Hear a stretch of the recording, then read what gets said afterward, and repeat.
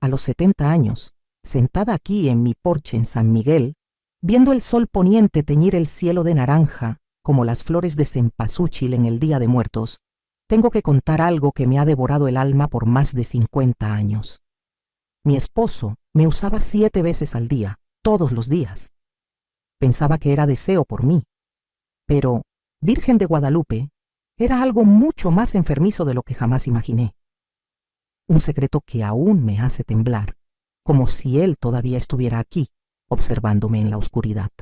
Me llamo Rosa Hernández, y si pasas por San Miguel mañana temprano, me verás regando mis milpas o vendiendo tamales en la plaza central. La gente me conoce como la viuda tranquila que hace los mejores chilaquiles de la región y nunca falta a la misa dominical en la capilla de San José. Ven mi casa limpia, mi ropa planchada, el modo en que saludo desde mi patio cuando pasan. Creen que me conocen, pero este pueblo, con sus campanas sonando cada hora y el dulce aroma a canela en los mercados, guarda mi secreto desde hace más tiempo del que algunos aquí han vivido. El sonido de las gallinas cacareando por la mañana, el bullicio del mercado los sábados, incluso la luz de la tarde filtrándose por mis cortinas de encaje. Todo parece una mentira ahora, como si viviera con una máscara que no me queda bien, porque bajo toda esta normalidad, bajo esta vida que construí de las cenizas de lo que pasó, hay una verdad tan oscura que haría que estos buenos católicos cruzaran la calle al verme. Me prometí esta mañana, escuchando al mismo gallo que canta fuera de mi ventana desde hace 10 temporadas de lluvias, que por fin contaría toda la historia, la verdadera, no la versión suavizada que he llevado como una piedra en el pecho, porque llega un momento en que callar no protege a nadie más, solo protege la mentira.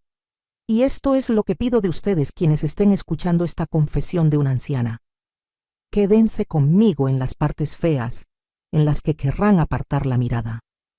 Porque esta no es solo mi historia ya. Es la historia de lo que pasa cuando el mal lleva la cara de un esposo, cuando una chica de 17 años es vendida para pagar deudas y cuando el silencio se convierte en su propia prisión. Si tienen estómago para la verdad, si pueden soportar escuchar sobre el hambre real que vivía en mi casa, entonces acérquense y escuchen bien, porque voy a contar cómo sobreviví al infierno y por qué me tomó 52 años entender qué pasaba realmente conmigo en esa cama con sábanas ásperas y el olor a madera vieja que aún persigue mis sueños. Tienen que entender algo sobre 1973 en el México rural. Los tiempos eran duros, como tierra seca, en sequía. Cuando tu padre cae con tuberculosis y no puede trabajar más en el campo, no hay muchas opciones para una familia como la nuestra. Teníamos 10 hectáreas de buena tierra, pero la tierra buena no vale nada sin dinero para semillas. Y cuando el dueño del terreno viene a cobrar cada quincena con sus papeles y ojos fríos. Tenía 17 años esa primavera, recién cumplidos en marzo, cuando las bugambilias empezaban a florecer. Creía saber cómo sería mi vida. Casarme con Tomás Ramírez, el muchacho de la finca vecina con una sonrisa torcida que dejaba flores silvestres en mi puerta. Soñaba con cosas simples, cenas dominicales, bebés gateando en pisos limpios, tal vez un pequeño huerto detrás de una casa blanca con ventanas azules. Pero los sueños no pagan deudas. Cuando papá empezó a toser sangre, mamá me sentó en la mesa de la cocina, esa mesa vieja de madera que se tambaleaba en una pata, y me contó sobre la oferta de don Arturo Mendoza. Arturo era dueño de Medio Valle, con dinero de 3 generaciones, y a sus 60 años buscaba a su tercera esposa. La segunda, Genoveva, había muerto en el parto 2 años antes, y decían que se sentía solo en esa casa grande en la colina. Ofrece pagar la deuda de la tierra y dar medicina para tu padre, dijo mamá, con manos temblorosas al servir el café aguado, que era lo único que podíamos comprar. Solo quiere que sea su esposa a cambio. Recuerdo el sol de la tarde entrando por la ventana de la cocina, haciendo que todo pareciera dorado y pacífico, mientras mi mundo se derrumbaba. Casarme con Arturo significaba seguridad, que papá tal vez viviera, que mi hermanito terminara la escuela en lugar de trabajar hasta sangrar las manos. también significaba despedirme de todo sueño de amor. Pero nadie me advirtió que el hambre de Arturo no era el deseo normal entre esposo y esposa. Nadie me preparó para cómo sus ojos me atravesaban, como si fuera un fantasma con la forma de otra persona. La boda fue pequeña, solo familia y vecinos, en la capilla de San José, con el padre leyendo de su Biblia gastada. Usé el vestido de novia de mamá, ajustado en la cintura y suelto en el pecho. Recuerdo el encaje raspándome el cuello, como si ya intentara asfixiarme. Arturo estaba a mi lado en su traje negro, oliendo a ron de Bahía y algo medicinal. Cuando puso el anillo en mi dedo, sus manos estaban frías como la niebla de la mañana. Esa primera noche, al llevarme escaleras arriba al cuarto que ahora era nuestro, pensé que estaba lista. Mamá me había dado el consejo por la mañana, con palabras tartamudeadas y mejillas rojas sobre los deberes de una esposa, y que dolería al principio, pero mejoraría. No me preparó para el ritual. La forma en que Arturo sacaba su reloj de bolsillo y miraba la hora como si cronometrara una cosecha. Cómo doblaba su ropa con precisión en la silla junto a la ventana, sin mirarme mientras me ponía el camisón que había dejado en la cama. Un camisón de Genoveva que aún olía levemente a agua de lavanda. 7 veces de ese primer día, 7 veces me llamó a ese cuarto con cortinas pesadas de terciopelo y la cama que crujía como si llorara. Mañana, media mañana, mediodía, tarde, atardecer, noche y una vez más antes del amanecer. Cada vez igual, metódico, silencioso, con los ojos fijos en algo por encima de mi hombro, como si viera a otra persona. Me convencía de que así era el matrimonio, que los hombres mayores tenían necesidades diferentes, que me acostumbraría. Pero había algo en su toque que parecía enojo, en cómo apretaba mis hombros que hablaba de castigo en lugar de pasión. Cuando terminaba, se apartaba y se vestía de inmediato, y yo quedaba allí escuchando el reloj del pasillo, marcando el tiempo hasta la próxima vez, preguntándome qué hambre necesita alimentarse 7 veces al día y nunca se sacia. Las otras esposas del pueblo, cuando las veía en el mercado o después de la misa, me daban miradas cómplices, como si compartieran una broma sobre recién casados. Pero esto no disminuía, no se volvía algo normal. Al contrario, la necesidad de Arturo parecía crecer, más desesperada, como si intentara llenar un agujero que solo se hacía más profundo. Fue cuando empecé a sospechar que no era su esposa de verdad, sino algo sin nombre que me erizaba la piel incluso cuando no me tocaba. Pero no imaginaba, en esa casa grande con pisos pulidos y muebles pesados, que lo que vivía no era deseo, era venganza, y la persona que él castigaba ni siquiera estaba viva. Vivir con Arturo era como compartir la casa con una tormenta que nunca estalla. Toda esa presión en el aire, esperando el relámpago. El hombre con el que me casé no era cruel de forma obvia. Nunca alzaba la voz, nunca me golpeaba con rabia. Proveía bien, aseguraba vestidos bonitos para la misa y dinero para los mandados. Para el mundo exterior, parecíamos cualquier pareja caminando por la calle principal los domingos por la mañana. Pero dentro de esa casa, aprendía la diferencia entre esposo y carcelero. Arturo tenía rutinas que gobernaban cada minuto. Horarios más precisos que el tren que pasaba por San Miguel a las 2:15 cada tarde. Despertaba a las 5:30 en punto. Se vestía en el mismo orden: ropa interior, camiseta, pantalón, camisa, tirantes. Luego se giraba hacia mí con esos ojos de cielo invernal y decía: «Hora, Rosa». Solo esas 2 palabras, como si fuera una cita en su agenda. La casa parecía contener el aliento. Todo impecable, todo en su lugar.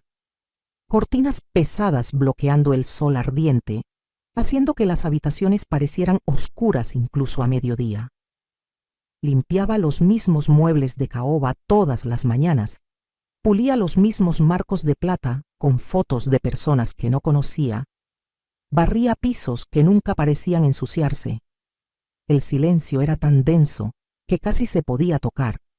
roto solo por el tic-tac del reloj y los pasos medidos de Arturo, patrullando de cuarto en cuarto. Él se ocupaba de sus negocios, manejaba las fincas, revisaba a los arrendatarios, lidiaba con asuntos de dinero en su despacho. Yo me ocupaba de los míos, que básicamente eran esperar la próxima vez que apareciera en la habitación donde estaba y dijera esas 2 palabras. Esperar las comidas en silencio mientras leía sus periódicos agrícolas. Esperar la hora de dormir, cuando apagaba la lámpara y se daba la vuelta como si no estuviera allí. Lo más extraño era cómo me miraba a veces, cuando pensaba que no lo veía, no con deseo ni cariño, sino con una expresión calculadora, como si me midiera contra algo en su mente, como si fallara en una prueba que ni sabía que estaba tomando. Empecé a hablar sola solo para escuchar una voz humana en esa quietud, a tararear himnos mientras trabajaba para empujar el silencio. Pero fue cuando encontré el tablón suelto en el armario de arriba que entendí que no era la primera mujer en vivir este infierno en la casa de Arturo Mendoza. Era un martes a finales de octubre, o tal vez miércoles. La memoria me falla en el día exacto, pero recuerdo claro que el flamboyán fuera de la ventana del cuarto se había tornado color sangre seca. Había ese calor húmedo que te hace querer envolverte y esconderte. Buscaba una manta extra para alejar el sudor nocturno que se pegaba a la piel en esa casa, sin importar cuánta brisa entrara. El armario de sábanas de arriba era uno de los pocos lugares que no parecía pertenecer a otra persona. Solo estantes prácticos y telas dobladas. Nada sofisticado. Estirándome en la punta de los pies para alcanzar el estante más alto, mi mano golpeó algo que no era tela. El tablón de abajo estaba suelto, lo suficientemente torcido como para ceder al presionarlo. No era curiosa por naturaleza. Papá decía que la curiosidad mata más que a los gatos. Pero ese tablón me llamó como un susurro en la misa que no puedes ignorar. Tal vez era la soledad hablando, o la forma en que esa casa me hacía sentir en la sombra de otra. Pero me encontré forzando con las uñas hasta que cedió. Debajo había un espacio pequeño, del tamaño de una caja de puros. Dentro, algo envuelto en una tela azul desvaída que olía a rosas viejas y polvo. Mis manos temblaban fuerte al desenvolver lo que resultó ser un libro de cuero, lo bastante pequeño para caber en la palma, con un cierre de latón verde por la edad. Al abrirlo y ver la caligrafía cuidadosa en la primera página, Propiedad de Genoveva Mendoza, 1971. Mi corazón latía tan fuerte que temí que Arturo lo oyera desde abajo en su despacho. Era su diario, el de la esposa muerta, escondido como un tesoro secreto. Debía haberlo guardado de nuevo, envuelto en esa tela azul y fingido que nunca lo encontré. Pero sentada en el suelo del armario, con la luz del otoño filtrándose por el pasillo, comencé a leer. Y lo que hallé en esas páginas heló mi sangre como agua de pozo. Las primeras entradas eran normales: el clima, fiestas en la plaza, visitas a vecinos, cosas cotidianas que cualquier mujer escribiría. Pero mientras leía, pasando páginas llenas de la letra cuidadosa de Genoveva, el tono cambiaba. Empezaba a hablar de las necesidades peculiares de Arturo, de cómo parecía castigarla por algo que no entendía. A veces me mira como si fuera otra persona, escribió, como si viera a una mujer completamente diferente, alguien que le hizo un gran daño. Y la frecuencia no es natural. Es como si intentara borrar algo a través de mí, usando mi cuerpo para saldar alguna cuenta que ni siquiera conozco. Se me secó la boca al leer esas palabras, porque podrían haber sido mis propios pensamientos puestos en papel. La misma confusión, el mismo miedo creciente de que lo que pasaba en nuestro cuarto no era amor ni deseo, sino algo más oscuro y retorcido. Pero fue la última entrada, fechada 3 días antes de que Genoveva muriera, la que me hizo entender que estaba en verdadero peligro. Su letra era diferente aquí, más temblorosa, como si hubiera escrito con miedo. Hoy encontré la fotografía. Sé lo que él piensa que hice, y sé que nunca me lo perdonará. Estoy esperando a su hijo, pero él me mira como si llevara el hijo de otro.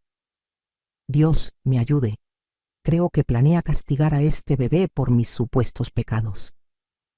La entrada terminaba a media frase, como si la hubieran interrumpido o no encontrara palabras para la horrible revelación que le había llegado.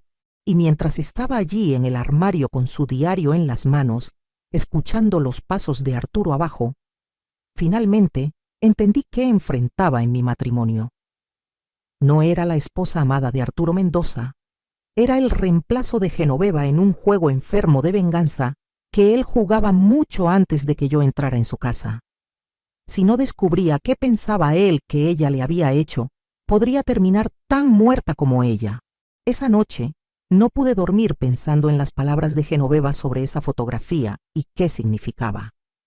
Cada vez que la respiración de Arturo se asentaba en un ritmo profundo que indicaba que dormía, me encontraba mirando el techo, intentando armar el rompecabezas de qué tipo de mujer creía mi esposo que había desposado.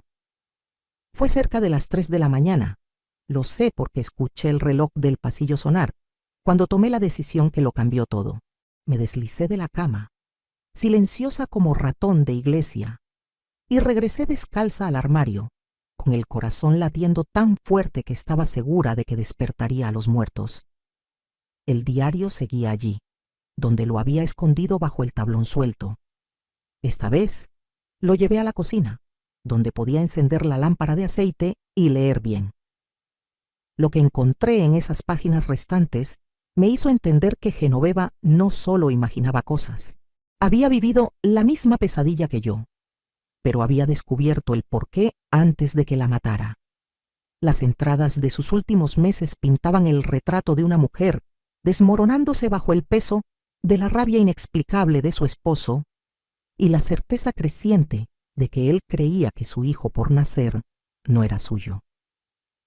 Él cuenta, escribió en una entrada que hizo temblar mis manos. Me di cuenta de que está contando los días, calculando cuándo fue concebido el bebé, y de alguna manera se convenció de que ocurrió durante un tiempo en que piensa que fui infiel. Pero nunca lo fui. Nunca miré a otro hombre. La única vez que estuve lejos de casa fue cuando fui a cuidar a mi hermana enferma en Guadalajara por esas 3 semanas en mayo. Y él lo sabe. Él mismo me llevó a la estación de tren. Tuve que parar de leer y apoyar la cabeza en las manos porque el horror comenzaba a tener sentido. Arturo no era solo un hombre con un apetito inusual por su esposa. Era un hombre que se había convencido de que su esposa lo había traicionado. Y cada vez que me llevaba a ese cuarto, intentaba deshacer lo que creía que ella había hecho. Yo estaba pagando el precio por los pecados imaginados de otra mujer.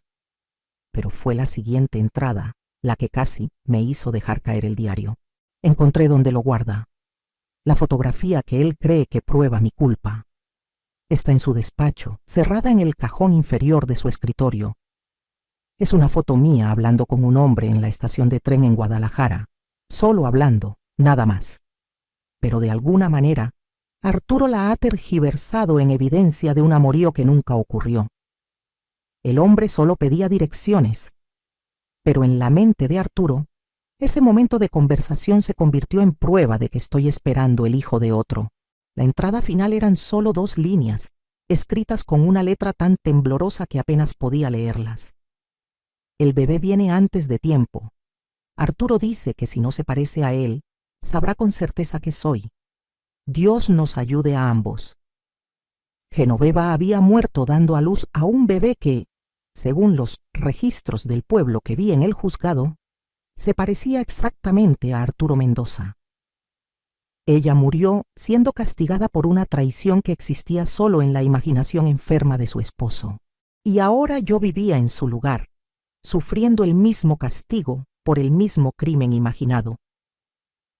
Sentada en esa cocina con la lámpara de aceite parpadeando y proyectando sombras danzantes en las paredes, finalmente entendí el verdadero horror de mi situación. No estaba casada solo con un hombre con necesidades peculiares. Estaba casada con un hombre que ya había matado a una esposa con sus delirios paranoicos, y ahora me mataba lentamente de la misma manera. Lo peor fue la comprensión que me golpeó como un golpe físico. Si Arturo pudo convencerse de que Genoveva había sido infiel, basándose en nada más que una foto suya hablando con un extraño, ¿qué le impediría encontrar evidencia similar contra mí? ¿Qué momento inocente de mi pasado torcería en prueba de traición? ¿Y qué haría conmigo cuando decidiera que era tan culpable como creía que Genoveva era?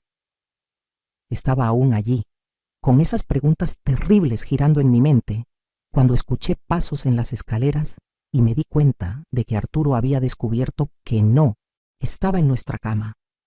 Los pasos se detuvieron al pie de las escaleras y podía sentirlo parado allí en la oscuridad, escuchando. Mi cuerpo se puso rígido como un poste y tuve justo el tiempo de apagar la lámpara de aceite y meter el diario de Genoveva dentro de mi camisón antes de escuchar que se acercaba a la cocina. Rosa. Su voz cortó la oscuridad como un cuchillo.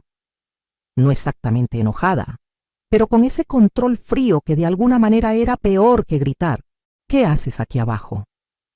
Apreté mi espalda contra la silla de la cocina, sintiendo el cuero del diario clavándose en mis costillas, e intenté que mi voz sonara normal. No podía dormir, logré susurrar. Pensé que un poco de leche caliente ayudaría.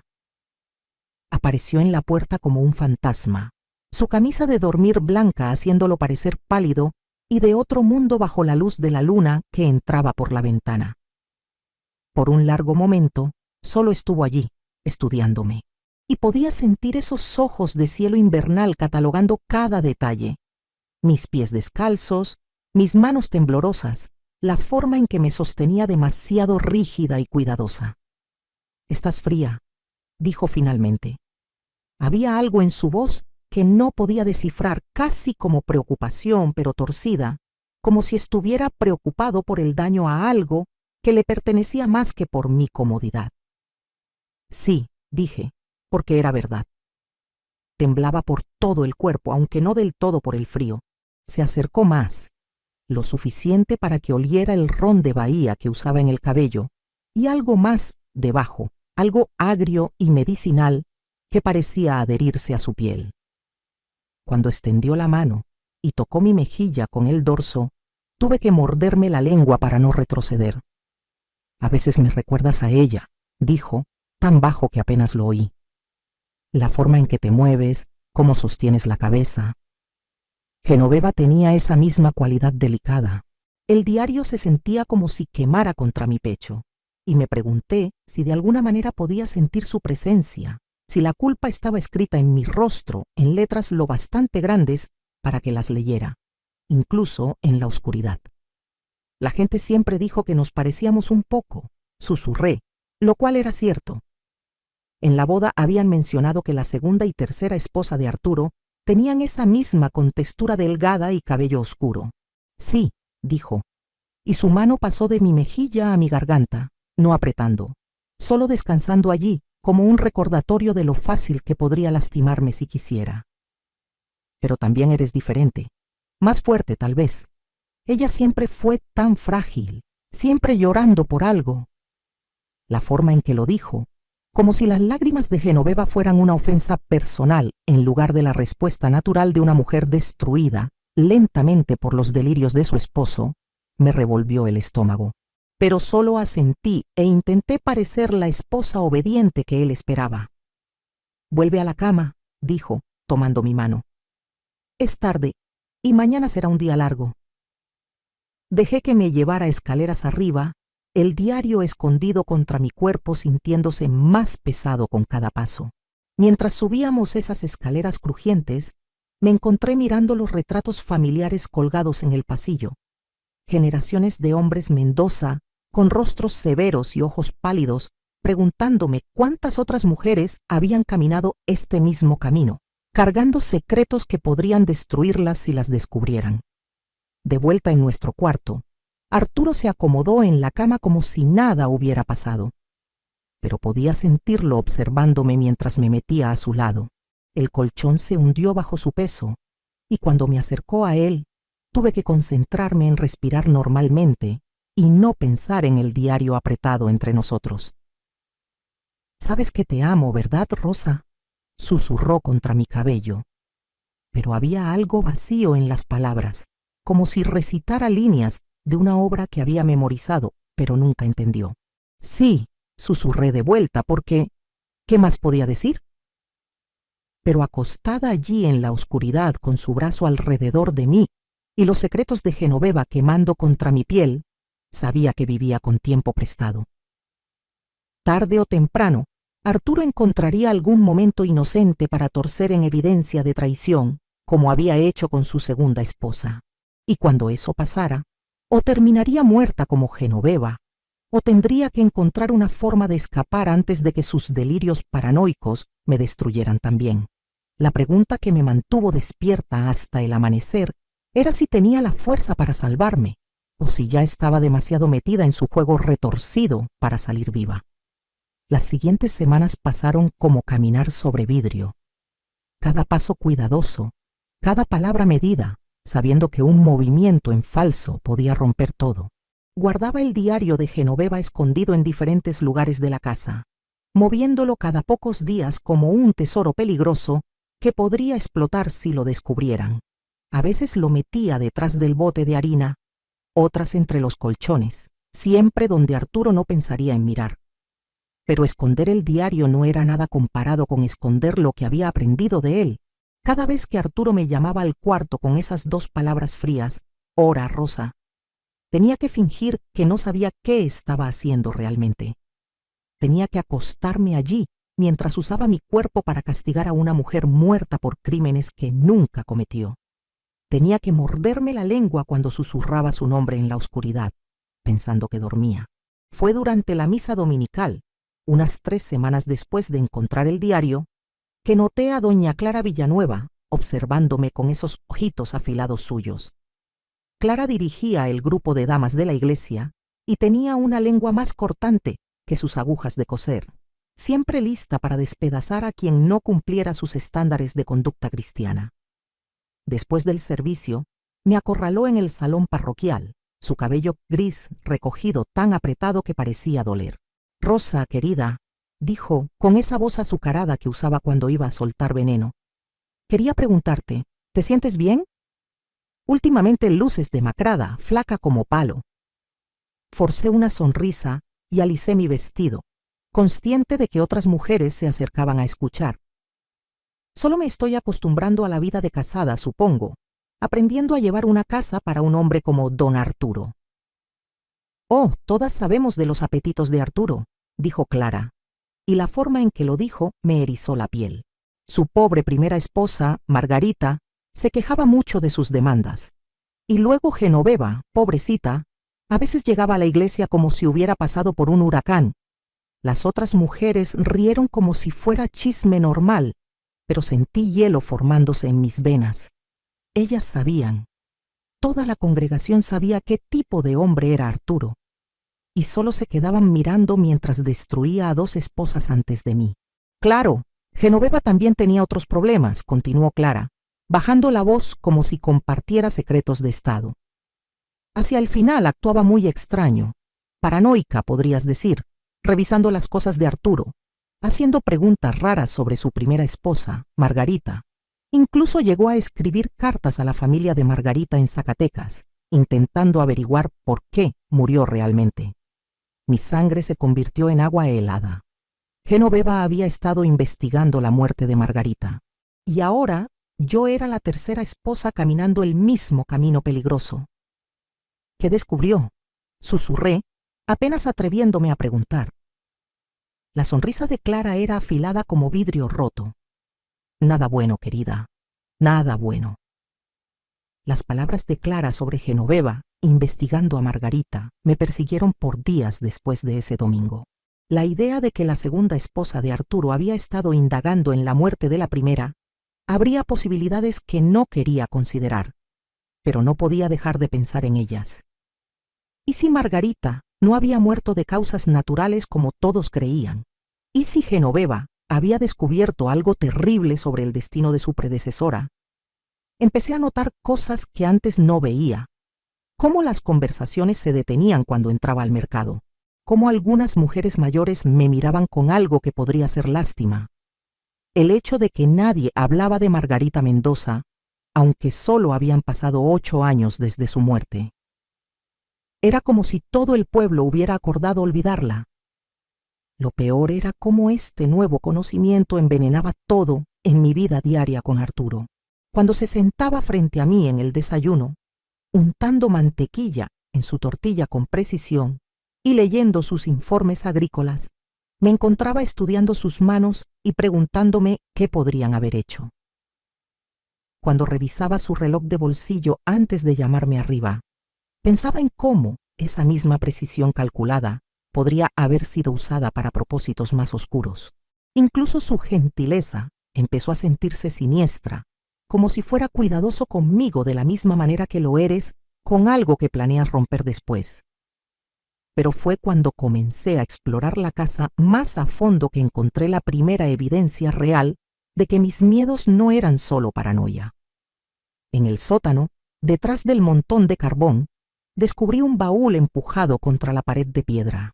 El candado era viejo y oxidado, pero la desesperación decidida me dio una fuerza que no sabía que tenía, y logré abrirlo con un atizador del hogar de arriba. Dentro había cosas de Margarita, ropa que olía a naftalina y lavanda vieja, un par de guantes delicados, algunas joyas que parecían caras y, debajo de todo, un paquete de cartas atadas con una cinta desvaída. Mis manos temblaban tanto que apenas pude desatar la cinta, pero cuando finalmente lo hice y comencé a leer, sentí como si el suelo se hubiera desvanecido bajo mis pies. Eran cartas de amor, pero no de Arturo. Estaban firmadas por alguien llamado Jaime, llenas de declaraciones apasionadas y promesas de llevar a Margarita lejos de su matrimonio infeliz. Las fechas en las cartas mostraban que fueron escritas durante los últimos meses de la vida de Margarita. Y al leerlas, podía sentir la desesperación de una mujer atrapada en una situación imposible, dividida entre el deber y un amor que nunca esperó encontrar. La última carta era diferente a las demás. Jaime suplicaba a Margarita que se fuera con él de inmediato, diciendo que había oído rumores sobre la primera esposa de Arturo, una mujer llamada Sara, que supuestamente murió de fiebre, pero cuya muerte Jaime parecía considerar sospechosa. Escribió que Margarita necesitaba escapar antes de convertirse en otra tragedia misteriosa en la historia de la familia Mendoza. Pero Margarita nunca se fue con Jaime, porque murió 2 días después de que esa última carta fue escrita, supuestamente de un fallo cardíaco mientras dormía. A los 24 años, una joven perfectamente sana, que nunca había tenido problemas de corazón en su vida. Sentada allí en ese sótano húmedo, con esas cartas en mi regazo, finalmente entendí la magnitud de lo que me había metido. No era solo la tercera esposa de Arturo, era potencialmente su tercera víctima. El hombre con el que me casé para salvar a mi familia de la pobreza era un asesino que había perfeccionado su método en 2 matrimonios anteriores. Había llevado a Genoveva a la tumba con tortura psicológica, convenciéndola de que su propio esposo creía que era una adúltera esperando el hijo de otro hombre. Pero Margarita había sido diferente. Margarita había encontrado amor verdadero en otro lugar, y eso requirió una solución más permanente. El patrón se hacía claro, y me aterrorizaba más de lo que jamás imaginé. Arturo no solo castigaba a sus esposas por traiciones imaginadas, las eliminaba cuando esas traiciones se volvían reales o cuando se acercaban demasiado a descubrir la verdad sobre lo que les pasó a sus predecesoras. Y ahora aquí estaba yo, con evidencia que podría destruirlo, atrapada en una casa con un hombre que ya había matado al menos 2 veces, y no dudaría en hacerme su 4ª víctima si descubriera lo que sabía. Vivir con el peso de lo que había descubierto era como llevar una serpiente de cascabel en el pecho. Cada respiro era peligroso, cada movimiento calculado para no perturbar la cosa mortal enrollada dentro de mí. Volví a guardar las cartas de Margarita en el baúl del sótano, pero no podía devolver el conocimiento de dónde vino. Vivía conmigo ahora, coloreando cada interacción con Arturo, cada comida que compartíamos en silencio, cada noche que yacía a su lado, preguntándome si sería la noche en que decidiría que sabía demasiado. Lo más difícil era fingir que nada había cambiado. Cuando Arturo tocaba mi mejilla con esos dedos pálidos, tenía que evitar retroceder, sabiendo que esas mismas manos probablemente habían presionado una almohada sobre el rostro de Margarita o deslizado algo mortal en su té nocturno. Cuando comentaba cuánto le recordaba a sus esposas anteriores, tenía que sonreír y asentir, en lugar de gritar que sabía exactamente por qué elegía mujeres que se parecían. Hacerlo facilitaba el matar, cuando todas éramos solo versiones de la misma cosa desechable. Pero mantener secretos tan grandes comenzó a afectarme de maneras que no esperaba. Empecé a perder peso, que no podía permitirme perder, mi ropa colgando suelta en un cuerpo que ya era demasiado delgado. Mis manos desarrollaron un temblor que aparecía en los peores momentos, como cuando le servía café a Arturo y la taza tintineaba contra el platillo sin razón aparente. El sueño se volvió algo que ocurría en fragmentos, roto por pesadillas, donde corría por pasillos interminables mientras pasos me seguían, acercándose cada vez más hasta que despertaba jadeando. El punto de quiebre llegó un jueves, o tal vez viernes. Los días empezaban a mezclarse en mi agotamiento, cuando estaba limpiando el despacho de Arturo, y encontré el cajón de su escritorio abierto. No el cajón inferior cerrado donde Genoveva dijo que guardaba su fotografía, sino el cajón del medio, donde normalmente almacenaba su correspondencia de negocios. Justo encima de un montón de papeles bancarios, había un sobre dirigido al doctor Morales en el pueblo, y algo en la forma cuidadosa en que la letra de Arturo formaba las letras hizo que mi estómago se apretara de miedo. Sabía que no debía mirar. Sabía que ser atrapada leyendo la correspondencia privada de Arturo sería mi fin. Pero el sobre ya estaba abierto, allí como esperando que alguien lo descubriera. Y antes de que pudiera convencerme de no hacerlo, estaba desdoblando la carta dentro. Era una solicitud de consulta sobre la histeria femenina y los tratamientos médicos disponibles para esposas que mostraban signos de inestabilidad mental. Arturo había escrito una descripción detallada de los síntomas que decía que yo mostraba: comportamiento paranoico, pérdida de peso, temblores nerviosos, dificultad para dormir. Y preguntaba al doctor sobre la posibilidad de internarme en el asilo estatal por mi propia seguridad y la de los demás. La carta estaba fechada 2 días atrás, lo que significaba que Arturo ya había decidido que me estaba convirtiendo en un problema que necesitaba resolverse.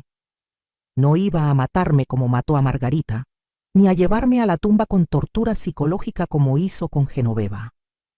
Iba a hacer que me declararan loca y me encerraran donde nadie creería nada de lo que dijera sobre él. Era brillante realmente, en su crueldad calculada. Una mujer internada por histeria podía decir lo que quisiera sobre su esposo, y el mundo solo asentiría con tristeza y comentaría cómo la enfermedad mental podía hacer que las personas creyeran las cosas más extravagantes.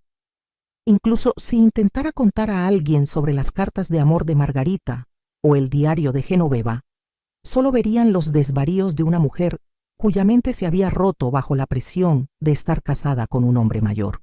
De pie allí, en su despacho, con esa carta temblando en mis manos, finalmente entendí que estaba completamente sola en esta pesadilla. El pueblo nunca me creería por encima de Arturo Mendoza, el respetado terrateniente que ya había sufrido la trágica pérdida de 2 esposas, y ahora lidiaba con el dolor de una tercera esposa perdiendo la cabeza. Las señoras de la iglesia que susurraban sobre sus apetitos nunca imaginarían que era capaz de asesinato. Solo sentirían lástima por él por tener tan mala suerte con mujeres inestables. Pero mientras doblaba esa carta y la colocaba cuidadosamente de nuevo en el cajón, exactamente como la había encontrado, un pensamiento resonaba en mi mente con claridad cristalina.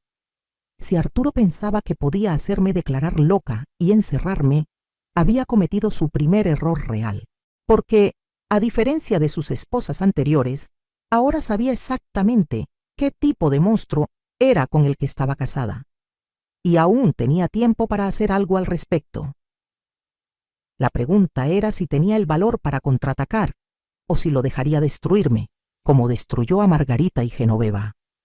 Esa noche me quedé despierta escuchando la respiración de Arturo y planeando mi escape con el enfoque desesperado de una mujer que sabe que su vida depende de acertar cada detalle. Tenía tal vez una semana, 2 como mucho, antes de que el doctor Morales me examinara y firmara los papeles que Arturo necesitaba para internarme. Después de eso, desaparecería en ese asilo como humo, y nadie cuestionaría qué le pasó a Rosa Hernández, la pobre chica inestable que no pudo manejar estar casada con un hombre tan bueno y paciente. Pero escapar no era solo huir, era asegurarme de que nunca me encontrara y arrastraran de vuelta para enfrentar cualquier castigo que Arturo tuviera planeado para una esposa que descubrió sus secretos. Necesitaba dinero, lo que significaba entrar en ese cajón cerrado del escritorio donde sospechaba que guardaba más que solo la fotografía de Genoveva. Necesitaba transporte, lo que sería complicado, ya que Arturo controlaba el coche y conocía a todos en el pueblo que podrían darle un aventón a una joven. Más importante aún, necesitaba evidencia que me protegiera si intentaba rastrearme. Algo tan condenatorio que tuviera más miedo de que lo expusiera que enojo porque me fui. La oportunidad llegó antes de lo que esperaba. El sábado por la mañana, Arturo anunció que iría a revisar a sus arrendatarios, algo que normalmente le tomaba casi todo el día ya que sus propiedades estaban dispersas por 3 municipios. Después de que se fue, miré por la ventana de la cocina hasta que su Ford negro desapareció en la curva del camino. Luego, corrí arriba a buscar las tijeras de costura de mi canasta de remiendos. Forzar ese cajón cerrado se sintió como lo más peligroso que había hecho nunca. Más aterrador que la primera vez que Arturo me llamó al cuarto o la noche que encontré el diario de Genoveva. Mis manos temblaban tanto que apenas podía sostener las tijeras, y cada pequeño ruido me hacía congelarme y escuchar por el rugido del coche regresando. Pero la desesperación me dio fuerza, y después de lo que pareció horas, pero probablemente fueron minutos, escuché el candado ceder con un clic suave. Dentro había una colección de horrores que confirmó cada terrible sospecha que había desarrollado sobre mi esposo. Estaba la fotografía de Genoveva, justo como ella escribió, una imagen perfectamente inocente de ella, hablando con un extraño en la estación de tren, pero con notas furiosas garabateadas por Arturo en los bordes, llamándola cosas que no repetiré. Había recortes de periódico sobre la muerte repentina de Margarita, y sobre Sara antes de ella, y sobre una mujer llamada Ruth, que aparentemente fue su primera esposa, muerta a los 19, en lo que el periódico llamó un trágico accidente. Pero fue el pequeño diario de cuero escondido en la parte trasera del cajón lo que me hizo entender la magnitud de la locura de Arturo. Era su diario, y leerlo fue como mirar directamente a la mente del diablo mismo. Entrada tras entrada, detallando sus sospechas sobre cada esposa, su certeza creciente de que todas fueron infieles, sus planes cuidadosos para eliminarlas cuando sus supuestas traiciones se volvieran insoportables. La entrada sobre Margarita era la peor, una descripción fría y clínica de cómo la había asfixiado con una almohada mientras dormía, cómo había arreglado su cuerpo para que pareciera pacífico, cómo había practicado parecer devastado frente al espejo antes de llamar al doctor la mañana siguiente. Había entradas similares sobre Ruth y Sara, cada muerte disfrazada de accidente o enfermedad, cada asesinato justificado en la mente retorcida de Arturo como un castigo justo por pecados imaginarios. La entrada más reciente era sobre mí, fechada solo 3 días atrás. Rosa muestra señales de la misma debilidad moral que las demás. La he visto revisando cosas que no le conciernen, haciendo preguntas que no tiene derecho así a hacer. El asilo será una misericordia comparado con lo que merece por sus obvios preparativos para traicionarme como todas las demás. Sentada allí, con su diario en las manos, finalmente entendí que no estaba casada solo con un asesino.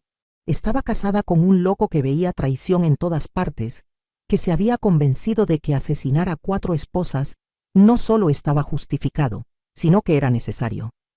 Y peor, me di cuenta de que mi cuidadoso fisgoneo no había sido tan secreto como pensaba. Me había estado observando, catalogando mi comportamiento sospechoso, construyendo un caso contra mí, como hizo con todas las demás.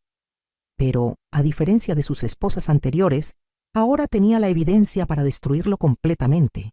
Su diario contenía confesiones detalladas de 4 asesinatos escritos de su puño y letra, con fechas, métodos y justificaciones que horrorizarían a cualquier jurado en el país. Si podía llevarlo a las autoridades correctas, Arturo Mendoza colgaría por lo que había hecho.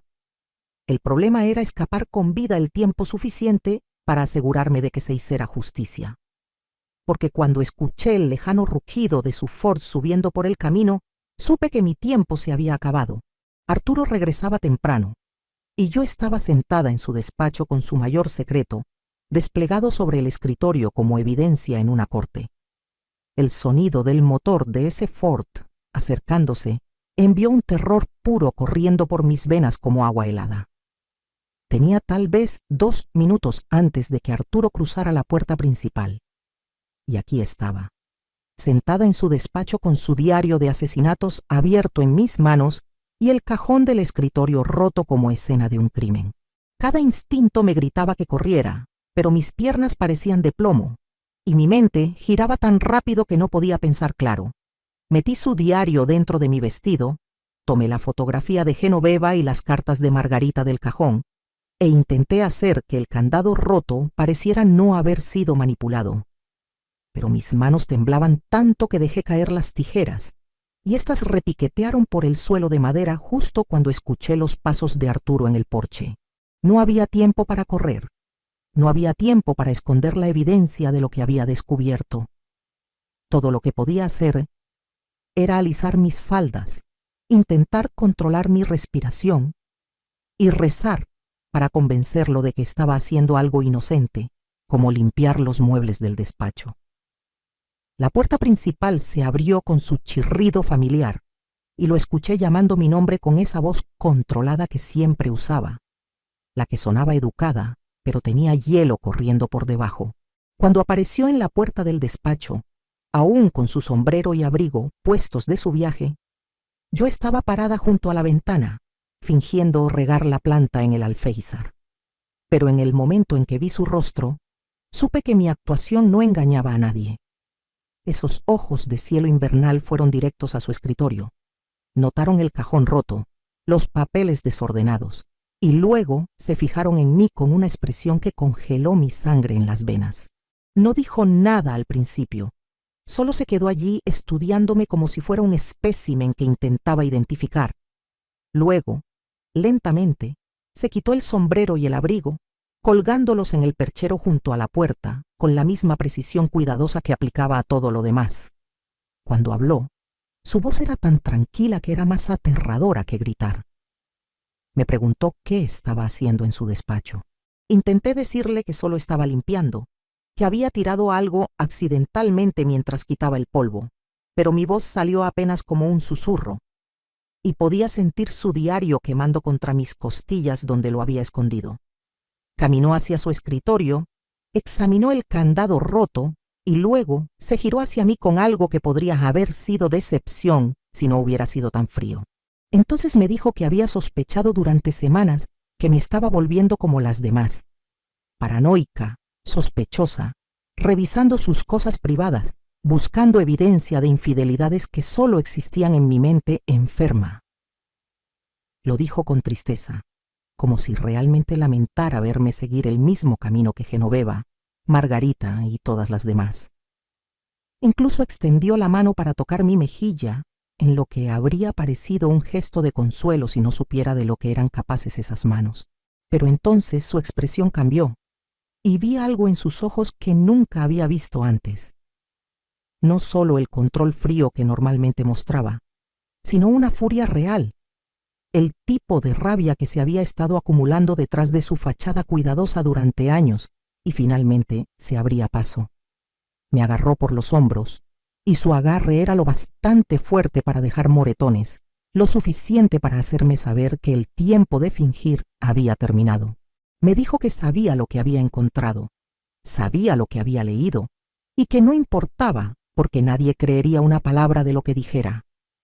Describió en detalle cómo iba a hacerme internar en el asilo, cómo los doctores allí tenían tratamientos especiales para mujeres que sufrían de delirios histéricos, cómo pasaría el resto de mi corta vida en una habitación acolchada, gritando acusaciones que solo probarían cuán loca estaba realmente. Pero mientras hablaba, describiendo sus planes para mi destrucción con la misma precisión metódica que aplicaba a todo lo demás, sentí algo cambiar dentro de mí. Tal vez fue saber que tenía su diario presionado contra mi corazón, prueba física de cada cosa horrible que había hecho.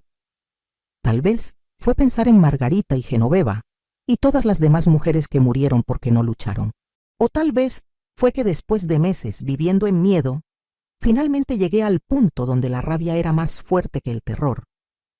Cuando terminó de explicar cómo terminaría mi vida, lo miré directamente a esos ojos pálidos y le dije que sabía exactamente qué clase de monstruo era. Le conté sobre su diario, sobre las confesiones detalladas que había escrito de su puño y letra, sobre cómo el mundo entero sabría lo que Arturo Mendoza había hecho a 4 mujeres inocentes que cometieron el error de confiar en él. La expresión en su rostro cuando dije eso es algo que nunca olvidaré. Pura conmoción, como si no pudiera creer que una de sus víctimas finalmente había encontrado el valor para contraatacar. Pero la conmoción solo duró un momento antes de convertirse en algo mucho más peligroso. Y supe que lo que pasara después determinaría si vivía para ver otro amanecer o me convertía en la 5ª entrada en su diario de asesinatos. Lo que pasó después aún me da escalofríos cuando lo pienso, incluso después de todos estos años. El rostro de Arturo pasó por una transformación que fue como ver una máscara deslizarse para revelar algo inhumano debajo, pero en lugar de abalanzarse sobre mí como esperaba, comenzó a reír. Un sonido tan frío y vacío que me erizó la piel peor que su enojo. Entonces me dijo la verdad, que cambió todo lo que creía entender sobre mi situación.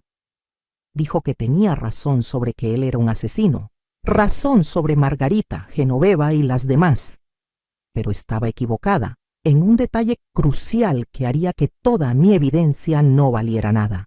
Caminó hacia su escritorio, sacó una llave diferente y abrió un compartimento secreto que ni siquiera sabía que existía. Dentro había otro diario, encuadernado en cuero negro y cerrado con un broche de latón. Cuando lo abrió, pude ver páginas y páginas de escritura, pero no era la letra cuidadosa de Arturo.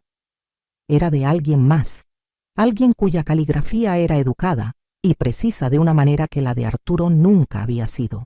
Me dijo que el diario que había robado de su escritorio era falso, plantado allí para que lo encontrara, justo como había plantado el diario de Genoveva en ese tablón suelto arriba. Cada detalle sobre sus supuestos asesinatos, cada confesión que pensé que lo destruiría había sido escrita cuidadosamente para convencerme de que estaba casada con un asesino, cuando la verdad era algo mucho más retorcido y peligroso. El diario real pertenecía al doctor Morales, el mismo hombre al que Arturo había escrito sobre internarme. Pero el doctor Morales no era solo el médico del pueblo. Era el socio de Arturo en un esquema que llevaba años, apuntando a jóvenes de familias pobres que no serían extrañadas si desaparecían. El asilo no era un lugar donde encerraban a esposas inconvenientes. Era donde las llevaban a morir. Sus muertes se registraban como suicidios o accidentes, sus cuerpos enterrados en tumbas sin marcar. Arturo nunca había matado a nadie él mismo.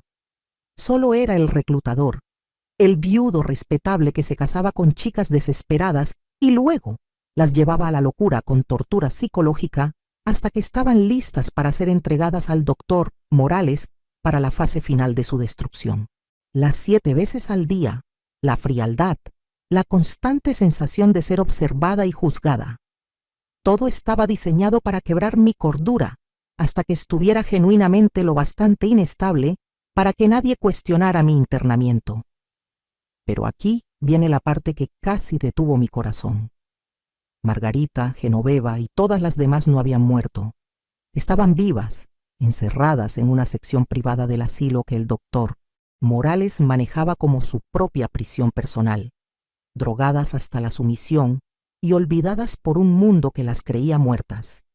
No solo enfrentaba mi propia muerte, enfrentaba la posibilidad de pasar el resto de mi vida como un fantasma viviente, atrapada con las otras mujeres que cometieron el error de casarse con Arturo Mendoza.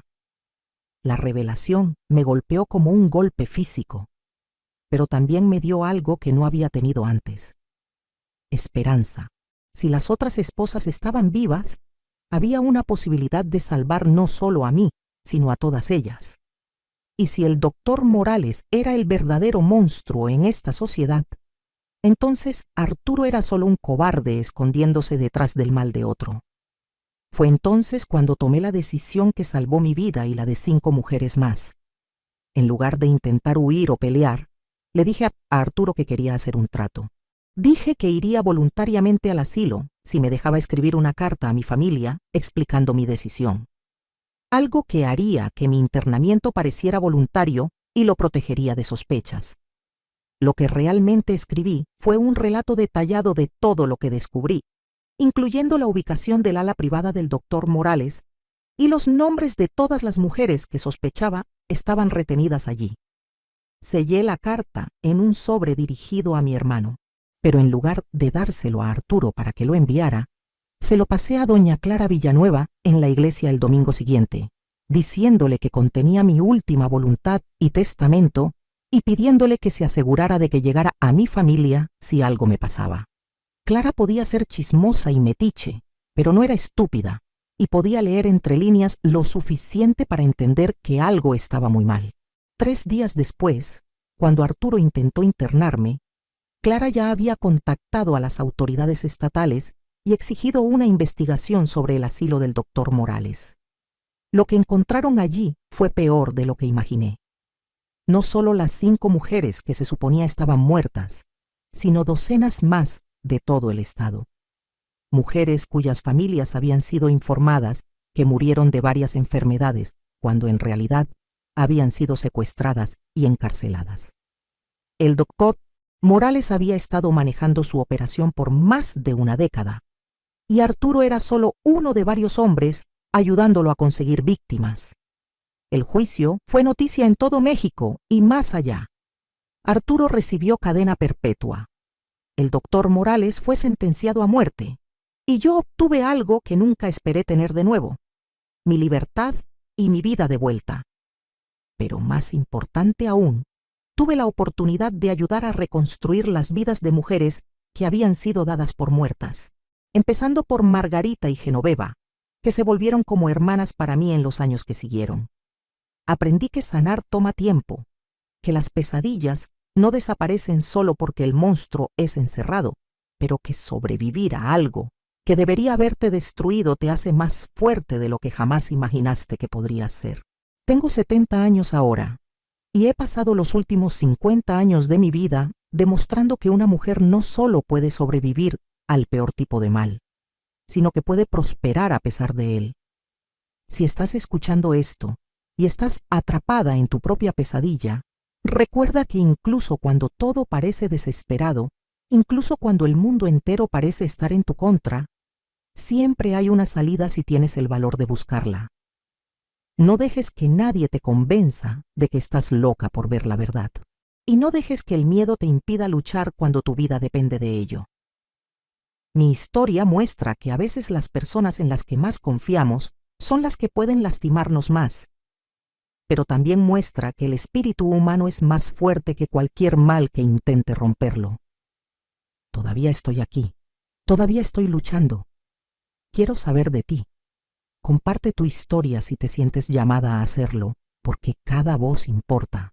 Y cada sobreviviente hace el mundo un poco más seguro para las mujeres que vienen después de nosotras. Dime, ¿desde qué ciudad estás escuchando esto? Me encantaría saber hasta dónde viajan mis palabras y a quiénes podrían estar tocando. Es Content Tip to Explain. A los 70 años, sentada aquí en mi porche en San Miguel, viendo el sol poniente teñir el cielo de naranja, como las flores de cempasúchil en el Día de Muertos, tengo que contar algo que me ha devorado el alma por más de 50 años. Mi esposo me usaba 7 veces al día, todos los días. Pensaba que era deseo por mí. Pero, Virgen de Guadalupe, era algo mucho más enfermizo de lo que jamás imaginé. Un secreto que aún me hace temblar, como si él todavía estuviera aquí, observándome en la oscuridad. Me llamo Rosa Hernández, y si pasas por San Miguel mañana temprano, me verás regando mis milpas o vendiendo tamales en la plaza central. La gente me conoce como la viuda tranquila que hace los mejores chilaquiles de la región y nunca falta a la misa dominical en la capilla de San José. Ven mi casa limpia, mi ropa planchada, el modo en que saludo desde mi patio cuando pasan. Creen que me conocen.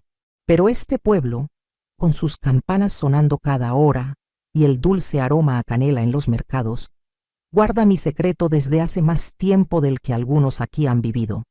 El sonido de las gallinas cacareando por la mañana, el bullicio del mercado los sábados, incluso la luz de la tarde filtrándose por mis cortinas de encaje.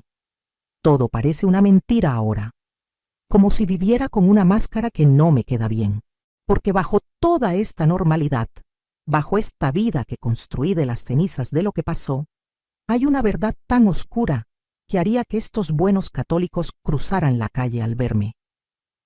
Me prometí esta mañana, escuchando al mismo gallo que canta fuera de mi ventana desde hace 10 temporadas de lluvias, que por fin contaría toda la historia, la verdadera, no la versión suavizada que he llevado como una piedra en el pecho, porque llega un momento en que callar no protege a nadie más, solo protege la mentira. Y esto es lo que pido de ustedes quienes estén escuchando esta confesión de una anciana. Quédense conmigo en las partes feas, en las que querrán apartar la mirada. Porque esta no es solo mi historia ya.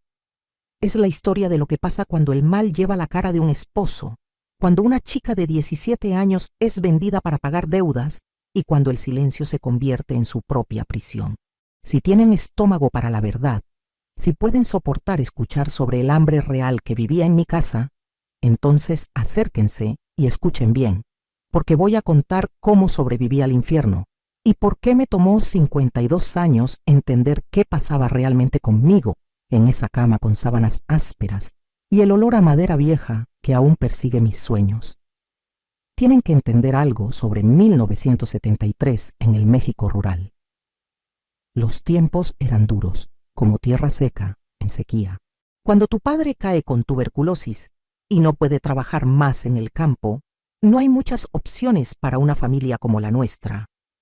Teníamos 10 hectáreas de buena tierra, pero la tierra buena no vale nada sin dinero para semillas. Y cuando el dueño del terreno viene a cobrar cada quincena con sus papeles y ojos fríos. Tenía 17 años esa primavera, recién cumplidos en marzo, cuando las bugambilias empezaban a florecer. Creía saber cómo sería mi vida. Casarme con Tomás Ramírez, el muchacho de la finca vecina con una sonrisa torcida que dejaba flores silvestres en mi puerta.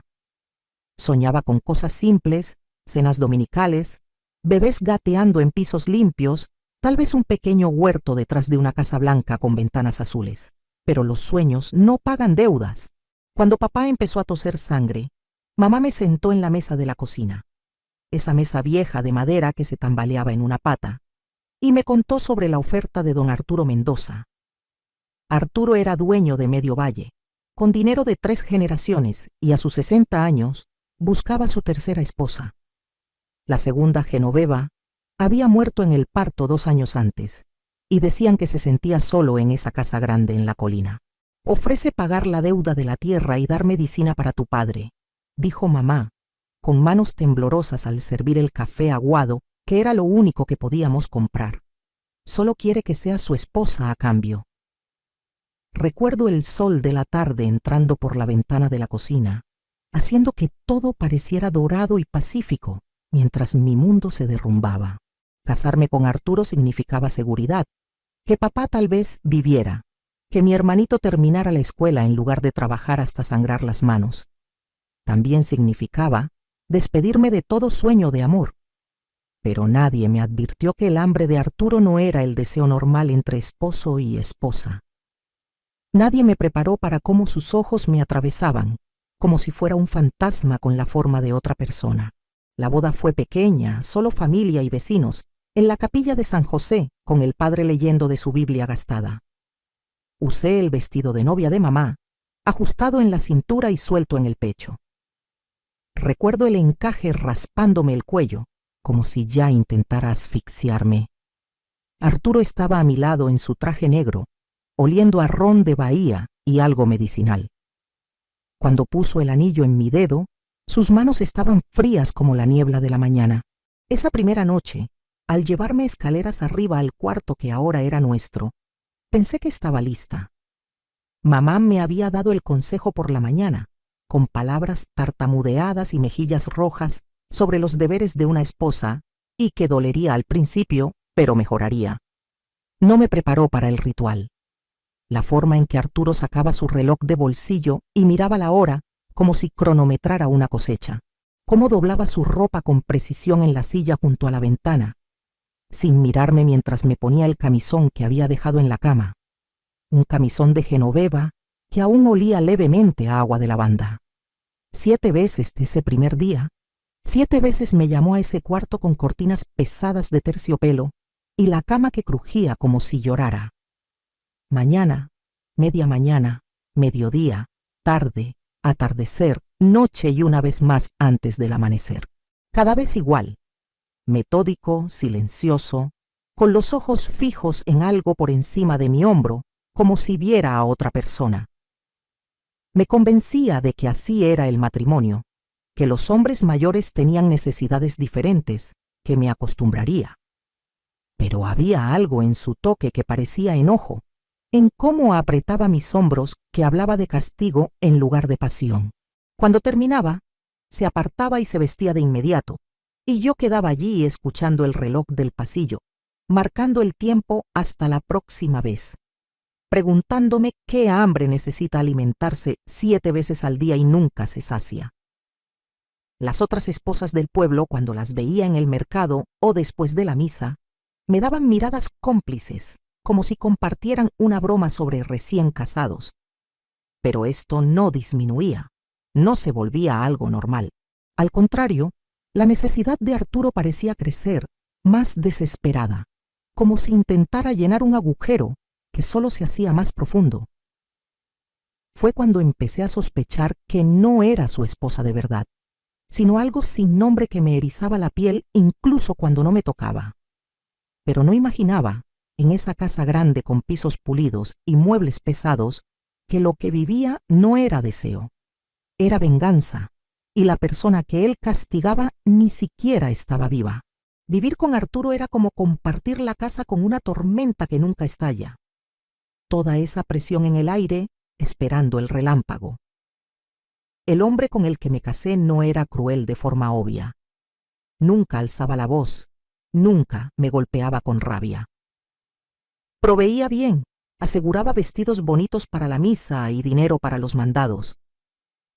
Para el mundo exterior, parecíamos cualquier pareja caminando por la calle principal los domingos por la mañana. Pero dentro de esa casa, aprendía la diferencia entre esposo y carcelero. Arturo tenía rutinas que gobernaban cada minuto. Horarios más precisos que el tren que pasaba por San Miguel a las 2:15 cada tarde. Despertaba a las 5:30 en punto.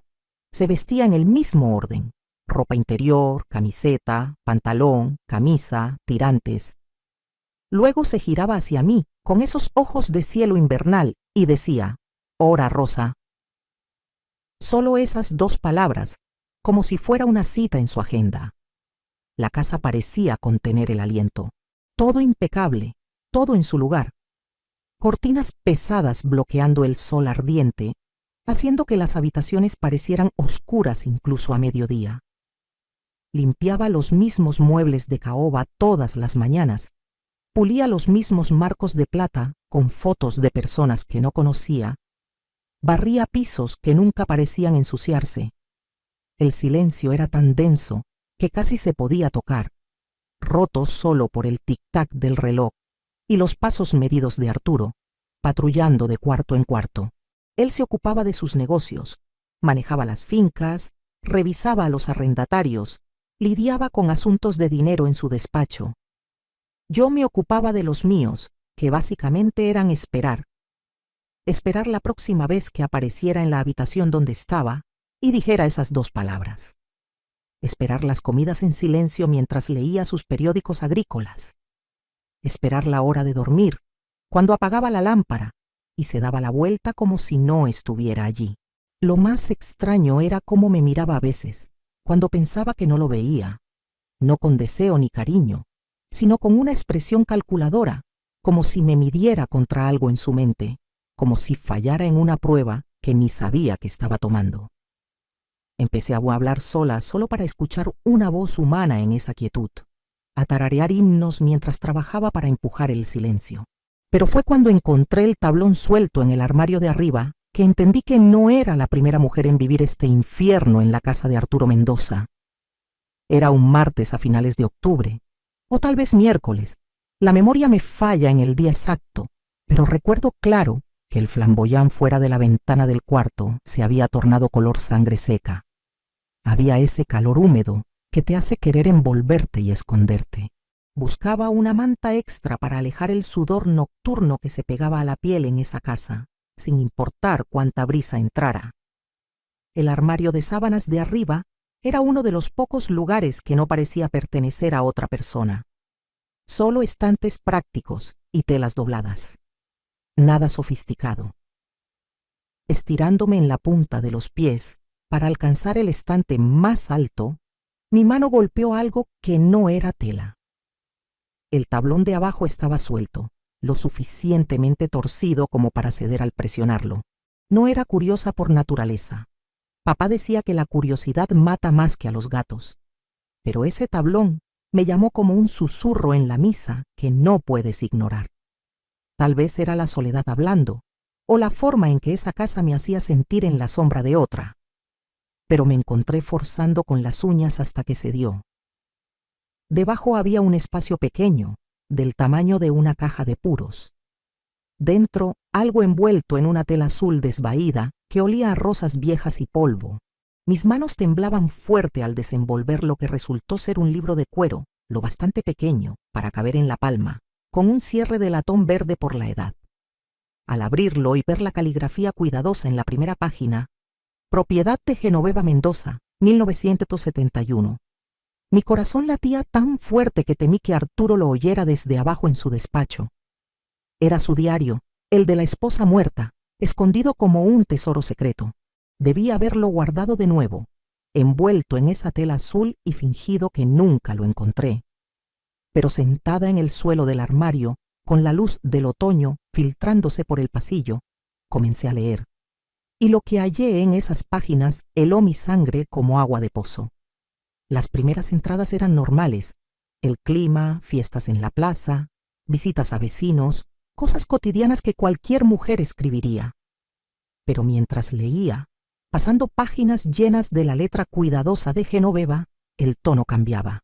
Empezaba a hablar de las necesidades peculiares de Arturo, de cómo parecía castigarla por algo que no entendía. A veces me mira como si fuera otra persona, escribió, como si viera a una mujer completamente diferente, alguien que le hizo un gran daño. Y la frecuencia no es natural. Es como si intentara borrar algo a través de mí, usando mi cuerpo para saldar alguna cuenta que ni siquiera conozco. Se me secó la boca al leer esas palabras, porque podrían haber sido mis propios pensamientos puestos en papel. La misma confusión, el mismo miedo creciente de que lo que pasaba en nuestro cuarto no era amor ni deseo, sino algo más oscuro y retorcido. Pero fue la última entrada, fechada 3 días antes de que Genoveva muriera, la que me hizo entender que estaba en verdadero peligro. Su letra era diferente aquí, más temblorosa, como si hubiera escrito con miedo. Hoy encontré la fotografía. Sé lo que él piensa que hice, y sé que nunca me lo perdonará. Estoy esperando a su hijo, pero él me mira como si llevara el hijo de otro. Dios me ayude.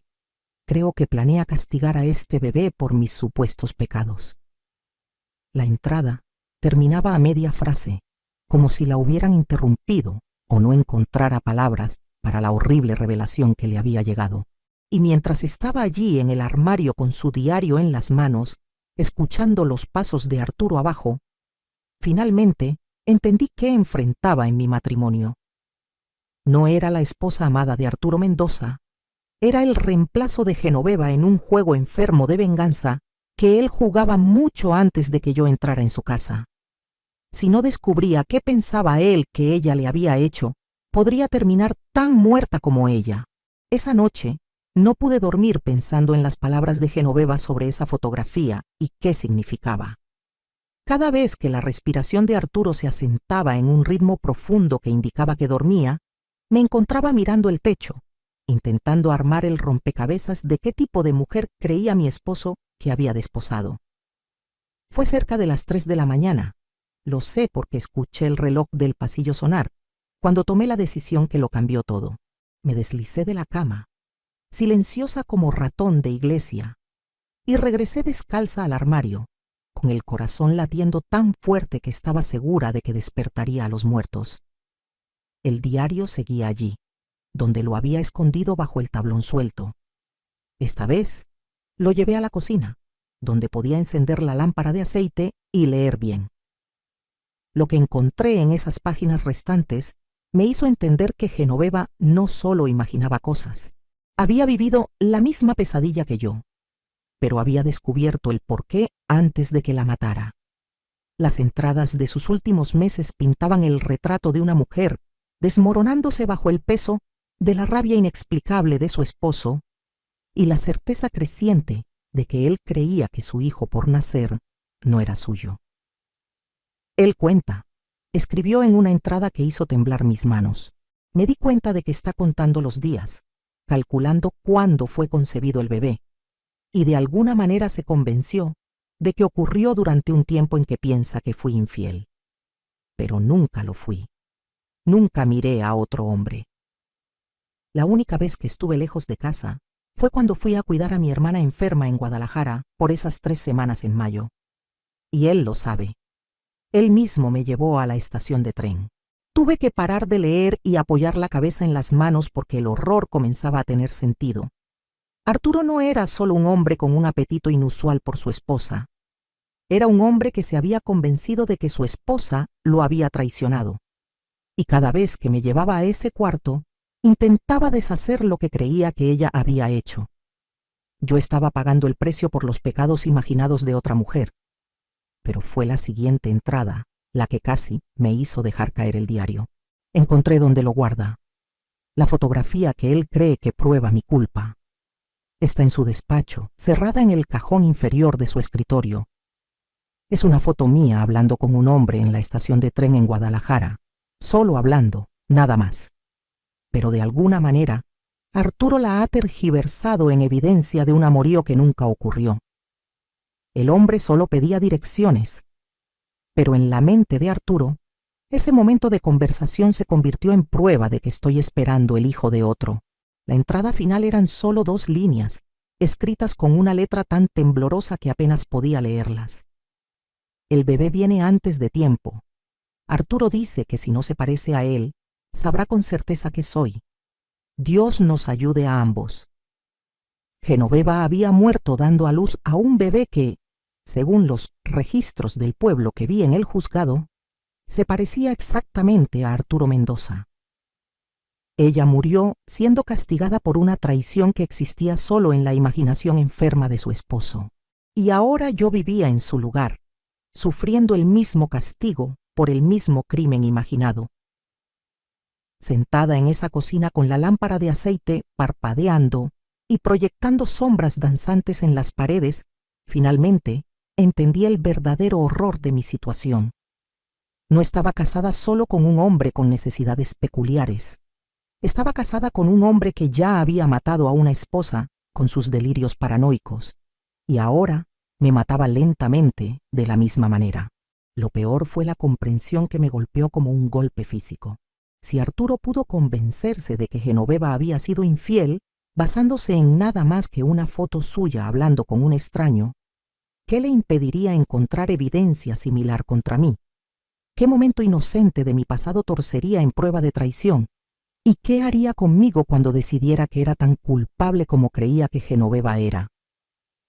Estaba aún allí, con esas preguntas terribles girando en mi mente, cuando escuché pasos en las escaleras y me di cuenta de que Arturo había descubierto que no estaba en nuestra cama. Los pasos se detuvieron al pie de las escaleras y podía sentirlo parado allí en la oscuridad, escuchando.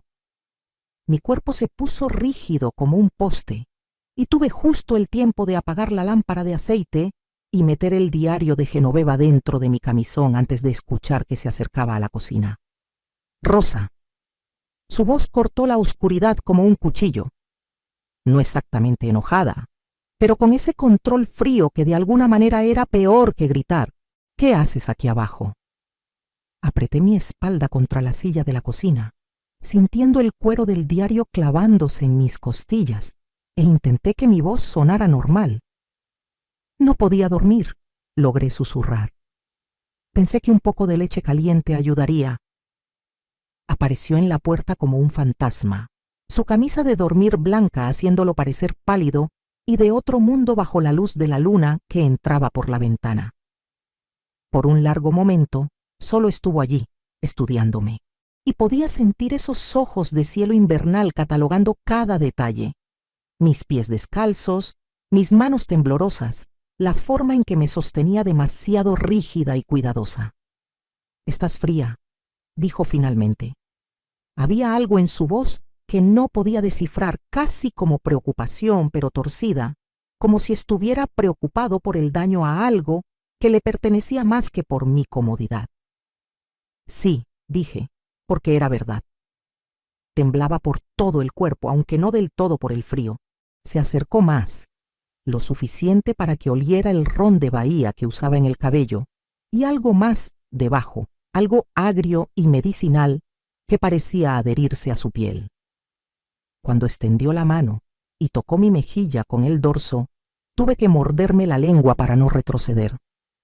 «A veces me recuerdas a ella», dijo, tan bajo que apenas lo oí. «La forma en que te mueves, cómo sostienes la cabeza». Genoveva tenía esa misma cualidad delicada. El diario se sentía como si quemara contra mi pecho, y me pregunté si de alguna manera podía sentir su presencia, si la culpa estaba escrita en mi rostro en letras lo bastante grandes para que las leyera, incluso en la oscuridad. La gente siempre dijo que nos parecíamos un poco, susurré, lo cual era cierto. En la boda habían mencionado que la segunda y tercera esposa de Arturo tenían esa misma contextura delgada y cabello oscuro. «Sí», dijo, y su mano pasó de mi mejilla a mi garganta, no apretando, solo descansando allí como un recordatorio de lo fácil que podría lastimarme si quisiera. «Pero también eres diferente, más fuerte tal vez. Ella siempre fue tan frágil, siempre llorando por algo». La forma en que lo dijo, como si las lágrimas de Genoveva fueran una ofensa personal en lugar de la respuesta natural de una mujer destruida lentamente por los delirios de su esposo, me revolvió el estómago.